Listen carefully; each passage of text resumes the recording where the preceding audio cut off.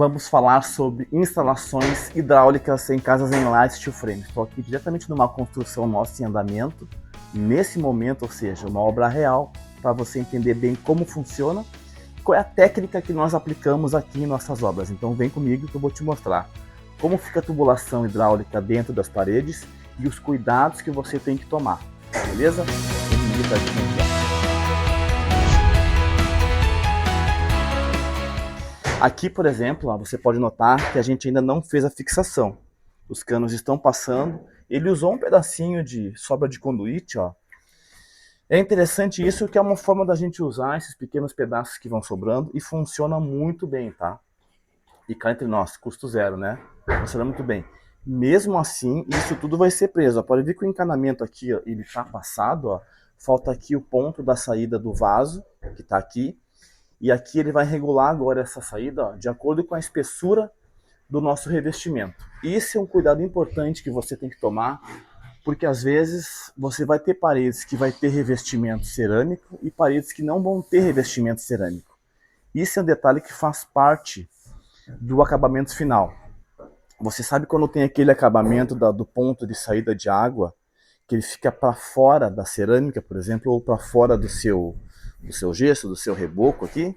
Isso é fundamental para o acabamento aquele em inox ficar bem rente à parede, senão fica aquela coisa enjambrada, né? Então, fique atento a esse espaçamento.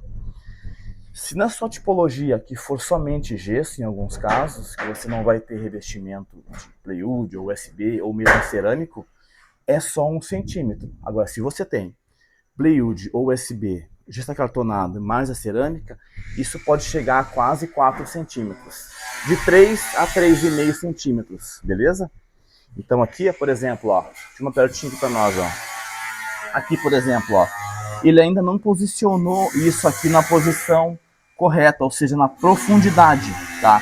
Dependendo do caso, para a gente não tá com esse cano muito nessa face externa, aqui é até mais ideal usar, inclusive, a gente já usou em alguns casos, aqui usar um joelho comum e uma luva de PPR nesse caso aqui, porque assim você consegue regular essa distância, beleza? Vem comigo aqui agora, vamos olhar um pouco mais outros detalhes. Bora! Bom, repara comigo aqui, ó. Aqui é uma laje, certo? Aqui é a laje do quarto que estávamos lá em cima, correto? A famosa laje seca. A tubulação, geralmente nessa laje, ela pode passar entre as treliças, né? Que nem tá aqui, ó. Dá uma mostrada ali, ó. Que nem tá aqui, né?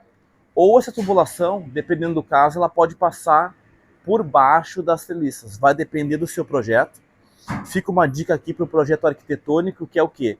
Se você conseguir projetar isso já com uma altura, uma sobra, é muito melhor para a execução passar a tubulação pela parte de baixo dessa treliça e depois o forro rebaixar. Obviamente que em alguns casos não dá. Por exemplo, aqui na garagem, a intenção é que o forro esteja bem rente à treliça. Na verdade, o forro da garagem é aquela viga lá, ó. Filma lá para nós, ó. É aquela viga lá, certo? Ali vai ter a pingadeira e o nosso forro é rente à garagem, a treliça. Não vou usar o forro direto preso na treliça. Vai ter uma cama de forro igual, com perfil F530, porém um forro com placa Glass Rock. Então a tubulação, ó, sempre que possível, ela passa entre as treliças, sem problema algum. A dificuldade maior, às vezes, é você conseguir passar uma barra de cano dessa maior em função da proximidade das treliças. Então, tudo tem que ser pensado e projetado. E, inclusive, aqui a gente tem alguns shafts que ficaram disfarçados nos pilares. Por exemplo, aqui, ó, a gente tem uma descida aqui de um pluvial, tá vindo lá de cima do telhado, e vai ser feito esse shaft aqui, ó. E ele vai ficar no pilar. A mesma coisa aquele lá, ó. A mesma coisa lá, ó. Ele tem um cano ali escondido, mas ele fica disfarçado ali como se fosse um pilar. O pilar tem um engrossamento maior. Isso já foi pensado no projeto. Isso não é definido aqui na obra. Tem que estar lá no arquitetônico, correto? Aqui, ó.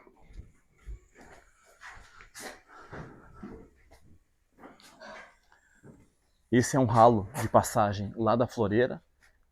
O arame vai ser retirado, tá? É só provisório.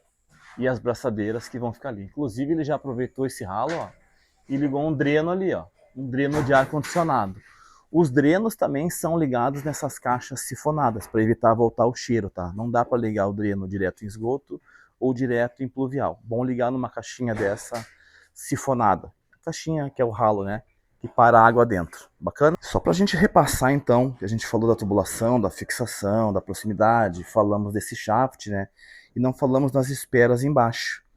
Eu vou te mostrar por baixo, depois esse banheiro, como é que funciona e as esperas dele, tá? Aqui, por exemplo, é o vaso sanitário. Ele vai botar o ponto de água saindo para cá. E aqui é o vaso sanitário. Isso aqui é um detalhe importante, ó. Esse vaso sanitário, se eu vou ter cerâmica aqui eu tenho 3,5. Eu tenho plywood, eu tenho o gesso acartonado, certo? Depois eu tenho a impermeabilização e eu tenho a cerâmica. E esses revestimentos, eles vão me dar aproximadamente 3,5 cm de enchimento aqui. Ou seja, isso quer dizer que eu preciso considerar esse revestimento na hora que eu for marcar esse ponto aqui. Ou seja, aqui no meu eu tenho 34 centímetros, tá? Que é o que funciona bem para nós aqui.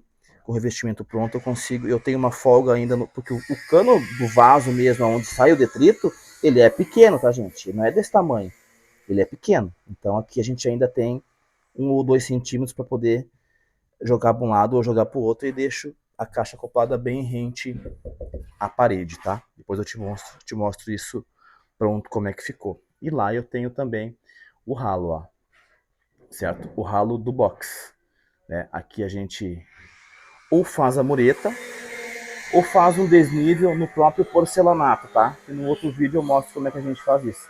Aqui a gente vai ter ainda contrapiso, impermeabilização, uma série de etapas aí. Aqui então, ó, é a parte de baixo daquele banheiro. Aqui a gente tem um shaft também, tá? Que é muito útil aqui para as conexões. Esse aqui é o banheiro que vem lá da frente, pela garagem. Aqui o banheiro aqui de cima, ó, que a gente mostrou ali, ó, que eu mostrei o vaso, o ralo, né?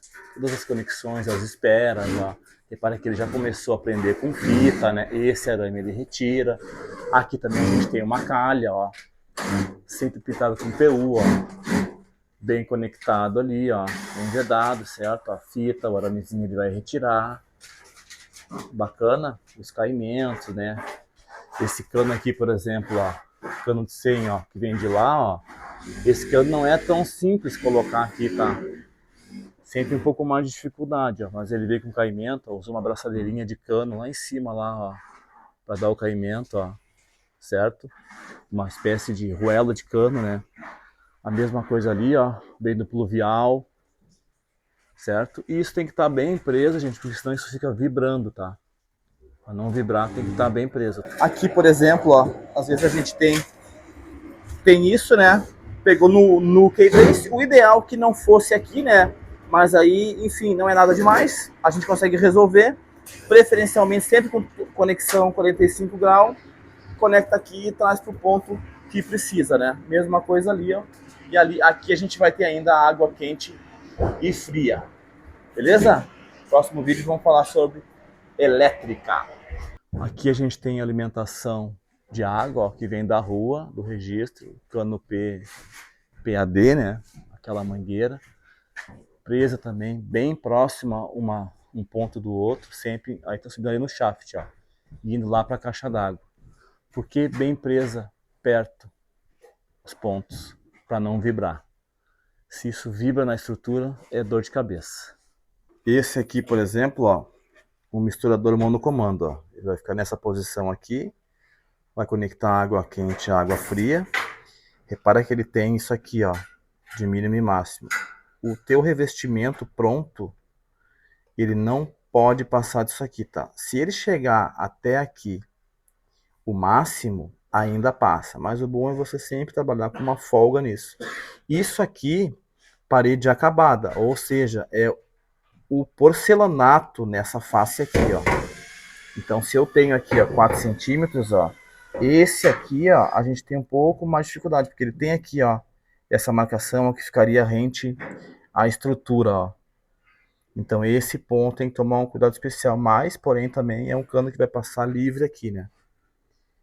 Ó, esse tem que ter um cuidado diferenciado. Depois eu mostro pra você como é que ele vai ficar aqui, ó, instalado. Bom, o nosso vídeo da hidráulica se encerrou então. Espero que eu tenha resolvido as suas dúvidas, ou melhor, sanado as suas dúvidas. Se ficou alguma coisa que não falei, que você ainda quer saber da parte hidráulica em casa de enlace steel frame, comenta aí conosco, por favor. Segue, curte, segue aí, pô, não custa nada. É bem baratinho. Vem comigo.